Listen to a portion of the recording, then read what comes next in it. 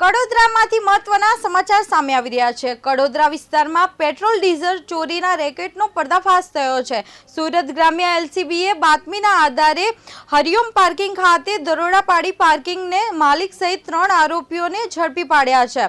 તપાસ દરમિયાન ટેન્કર ચાલકોની મિલીભગતથી ગેરકાયદેસર રીતે પેટ્રોલ અને ડીઝલ ચોરી કરી તેનો સંગ્રહ અને વેચાણ કરવામાં આવતું હોવાનું પણ સામે આવ્યું છે।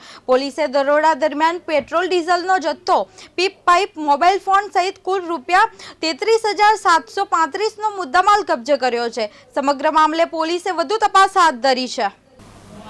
સમગ્ર ભારતમાં ચાલતા પેટ્રોલ ડીઝલની બચતના મહાઅભિયાન અંતર્ગત કોઈપણ જગ્યાએ કાળાબજારી કે સંગ્રહખોરી ન થાય તે માટે ઉપરી અધિકારીશ્રી દ્વારા સૂચના આપવામાં આવેલ હોય, જે અનુસંધાને સુરત ગ્રામ્ય એલસીબી ટીમ દ્વારા માણસો અલગ અલગ ટીમો બનાવી વિસ્તારમાં હતા। તે દરમિયાન માહિતી મળેલ કે કડોદરા ખાતે આવેલ હરિઓમ પાર્કિંગમાં ના માલિક નરેન્દ્ર કુમાર બધેલ તથા તેના સાગરીતો સાથે મળી પેટ્રોલ ડીઝલના ટેન્કરના ચાલકોનો સંપર્ક કરી પોતાના પાર્કિંગમાં લઈ જઈ અને ત્યાંથી પેટ્રોલ ડીઝલની ચોરી કરે છે।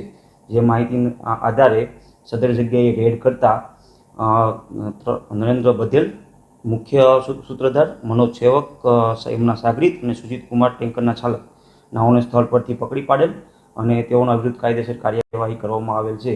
હાલની પરિસ્થિતિને ધ્યાનમાં રાખી 28,200 લીટરનું પેટ્રોલ ભરેલું ટેન્કર ઇન્ડિયન ઓઇલ કોર્પોરેશનને પરત સોંપવામાં આવેલ છે। સદર નેટવર્ક કેટલા સમયથી ચાલતું હતું અને આ પેટ્રોલ અને ડીઝલનો વેચાણ કોને કરવામાં આવતું હતું અને આ સિવાય બીજા કોણ સંકળાયેલા છે, એ સમો જે અંગે વધુ તપાસ કડોદરા પોલીસ